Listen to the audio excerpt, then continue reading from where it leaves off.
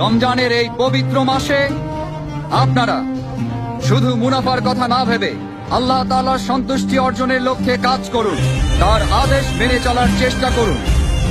বিশেষ করে রমজানে সবাই 5 ওয়াক্ত ফরজ নামাজ সব সময় জামাতে আদায় করবেন।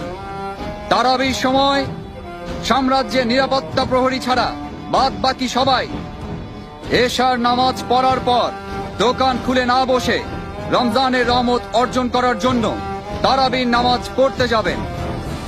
যারা নামাজ না পড়ে দোকানে এসে ব্যবসা করবে তাদের কঠোর শাস্তি দেয়া হবে।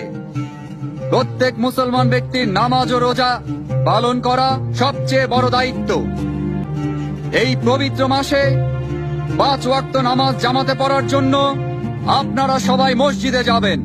বায়াজিদ মসজিদের ময়দানে ইবাদত করতে আসা মহিলাদের আশেপাশে ঘোরাঘুরি করলে বা কোনো ক্ষতি করলে অথবা কোনো বেয়াদবি করলে কঠিন শাস্তি পেতে হবে।